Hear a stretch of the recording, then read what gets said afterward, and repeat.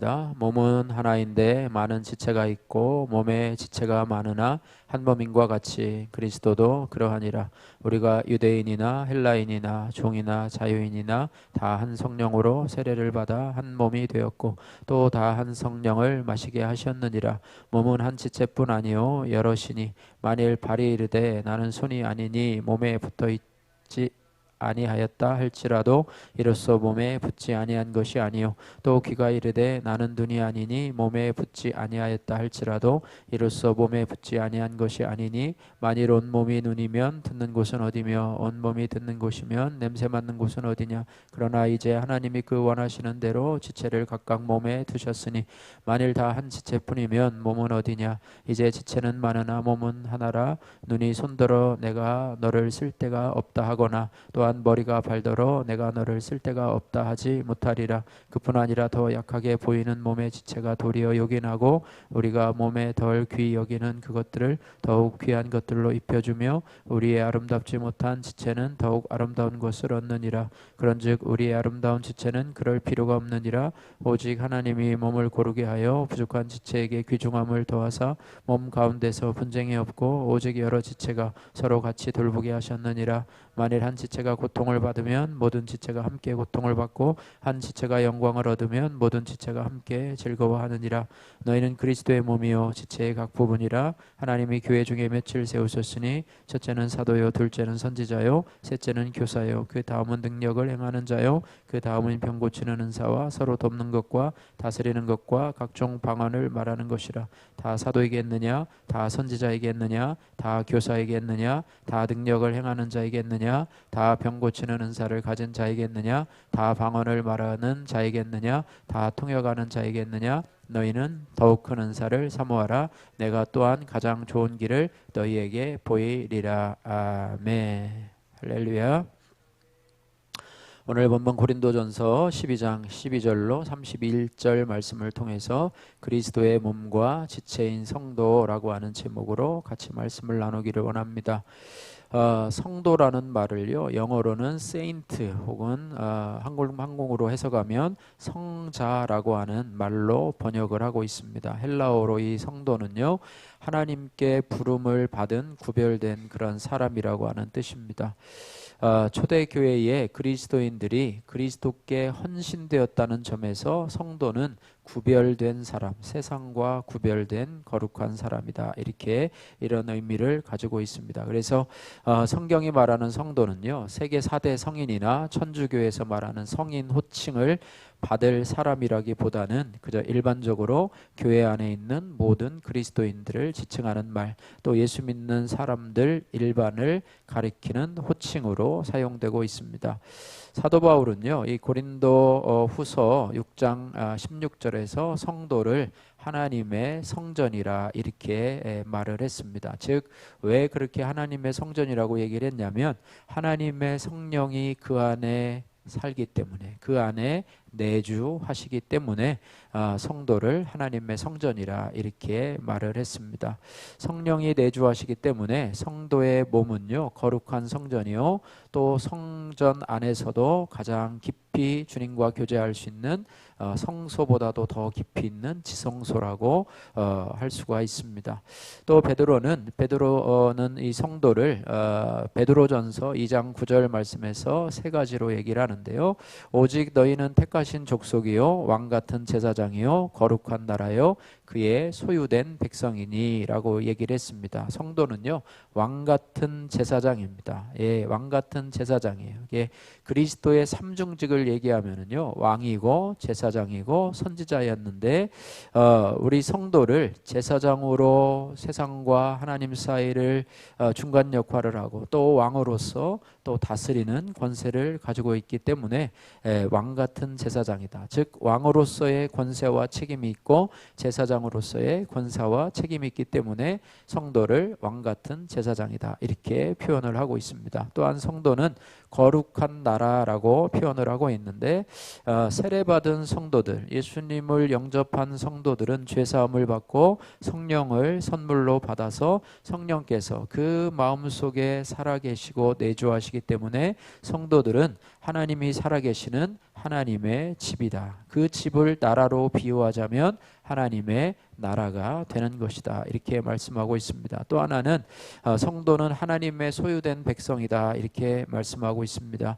이스라엘 백성들이 하나님의 소유가 된 백성이었던 것처럼 그리스도를 주로 고백하는 모든 성도들도 하나님께 속한 백성이 된 것입니다. 할렐루야.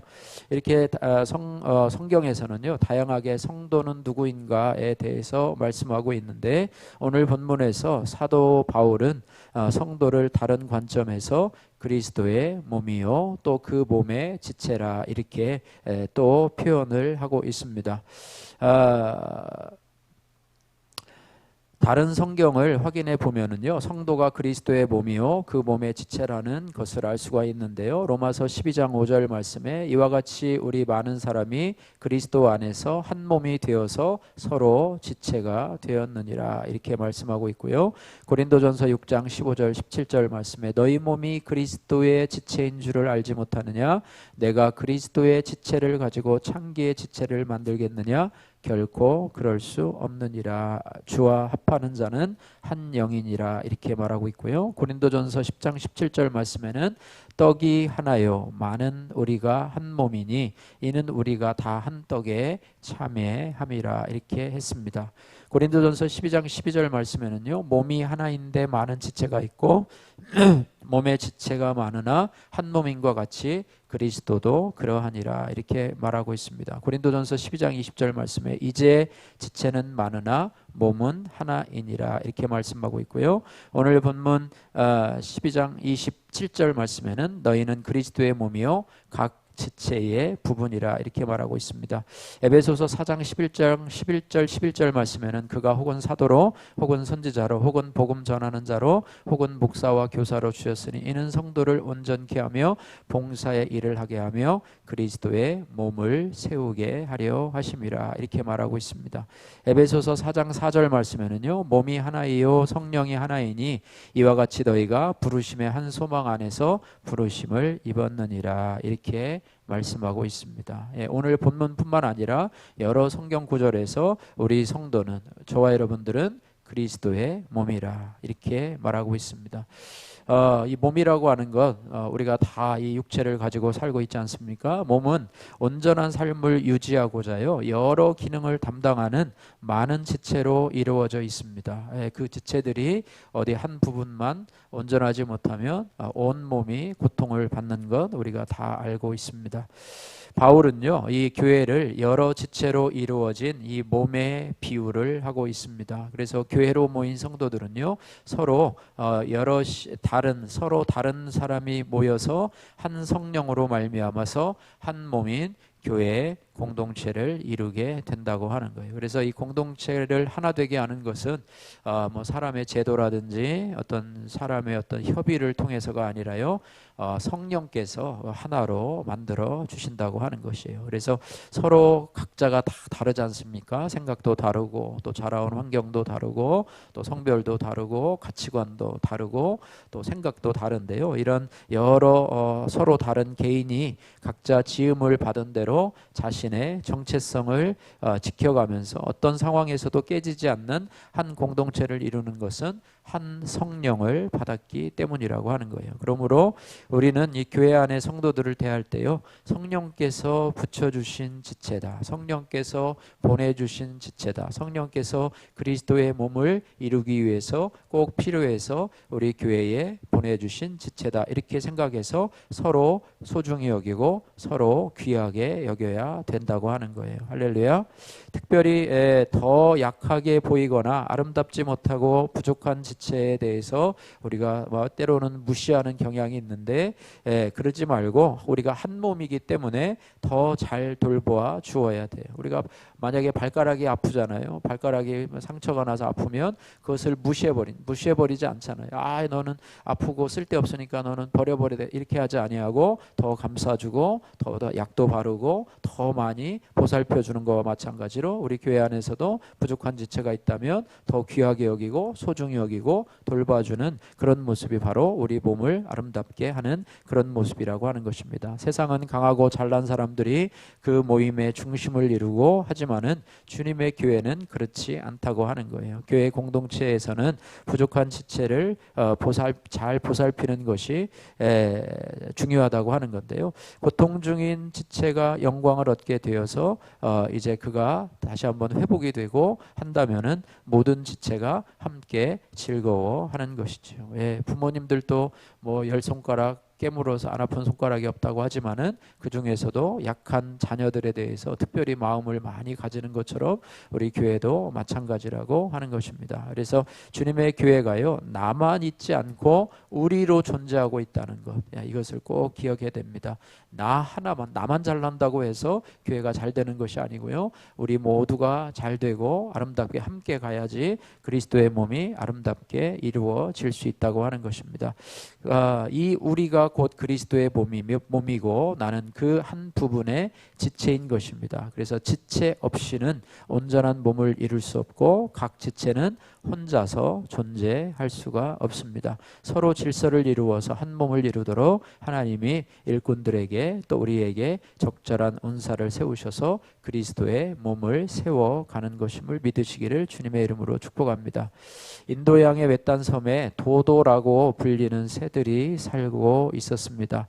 이 도도새는요, 이 모양새가 우스꽝스러웠고요. 여러분 유튜브를 통해서 아니면 인터넷을 통해서 한번 확인해 보시길 바라고요. 게다가 이 도도새의 고기는요, 끓이면 끓일수록 부드러워지고 맛이 나야 되는데 끓이면 끓일수록 질겨지고 맛이 없었다고 그래요. 그래서 사람들은 이 도도새를 아무짝에도 쓸데없는 것으로 여겼다고 합니다.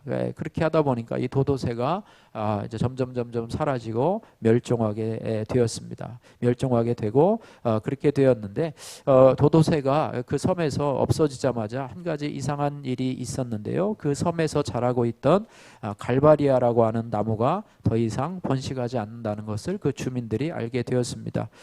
왜 그러냐고 생각을 해봤더니 갈바니아 나무의 씨앗은 껍질이 너무나 두껍기 때문에 스스로는 껍질이 벗겨져서 다시 씨를 번식할 수 없는 그런 특징을 가지고 있었는데 그 씨앗을 누가 먹었느냐? 이 도도새가 그 씨앗을 먹고 그 배설물로 나와야지만이 그 갈바리아라고 하는 씨앗이 다시 싹이 틀 수 있었다고 하는 것입니다. 그래서 도도새가 멸종된 것에 대해서 또 자신들이 그 새를 하찮게 여긴 것에 대해서 회개했다고 하는 그런 말인데요. 이처럼 모든 것에는요, 나름대로의 존재 가치가 있습니다.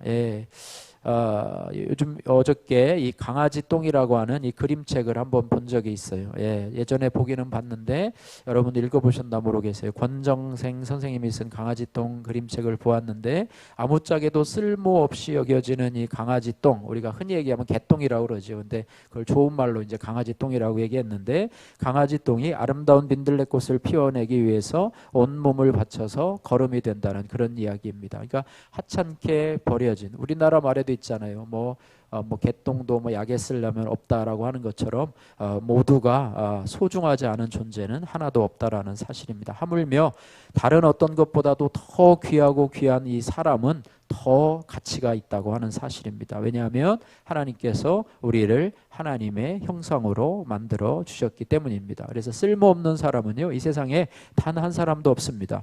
한 사람 한 사람이 모두 하나님 앞에서 동일하게 귀한 존재이고요. 특별히 교회 공동체의 성도 하나하나는 예수님의 핏값을 주고 사신 것이기 때문에, 그래서 전에 보니까 우리의 가격이 얼마냐, 뭐 1,000원이냐, 뭐 10,000원이냐, 1,000,000원이냐, 뭐 1,000,000원이냐 라고 할 때 우리의 가격은요, 1,000,000원짜리, 뭐 우리는 이 옷 얼마냐 그러면 이거 10만원짜리야 이렇게 하는데, 우리의 가격을 뭐라 그러냐, 예수님짜리라고 하는 거예요. 우리의 가격은 예수님의 가격을 붙인 것이죠. 그러니까 우리가 가격으로 셈할 수 없는 그 가치가 저와 여러분들에게 있다라고 하는 것입니다. 그래서 성도 하나하나는 너무너무 가치 있고 소중하고 또 여러분 나 자신도 너무나 귀하고 소중한 존재라고 하는 사실을 여러분 늘 기억하시기를 바랍니다. 사람의 눈에는 하찮게 보이는 작은 것이라도 하나님께서는 귀하게 여기시고 소중하게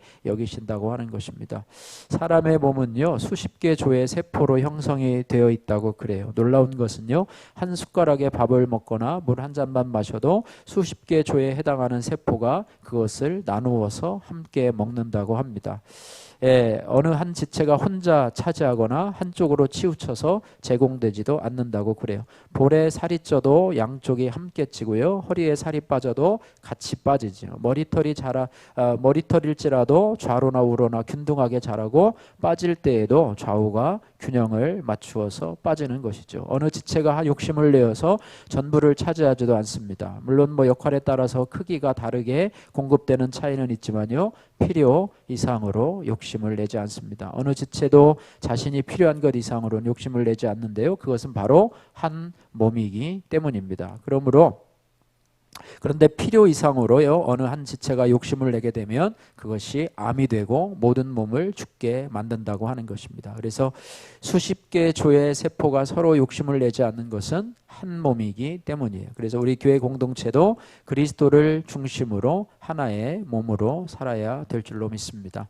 말씀을 정리합니다. 성도는요 그리스도의 몸이요 그 몸의 지체입니다. 그러므로 우리는 서로 성령께서 붙여주신 지체로 생각해서 서로 귀하게 여기고 소중히 여겨주고 또 서로 보살펴 주어야 될 줄로 믿습니다.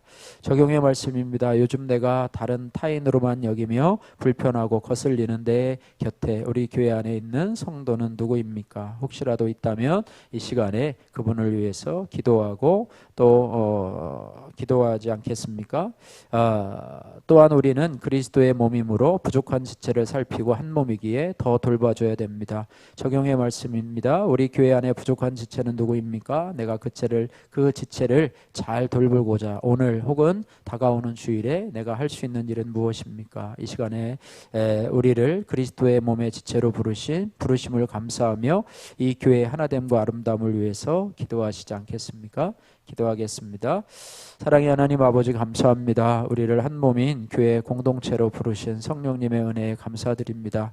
공동체 안에서 연약하고 부족한 지체를 돌볼 수 있는 은혜를 더하여 주셔서 함께 주님 주신 즐거움에 동참할 수 있게 하여 주옵소서. 또한 인정받는 직분보다 그리스도의 몸인 우리 교회를 사랑하며 지체의 자리를 지키게 하여 주옵소서. 또한 나 자신도 하나님께서 귀하게 지은 존귀한 존재임을 깨달아 알게 하여 주시고 우리 교회 안에서 하나님 우리의 그리스도의 몸을 세우는 데에 필요할 수 있는 역할들을 잘 감당할 수 있도록 은혜 베풀어 주옵소서.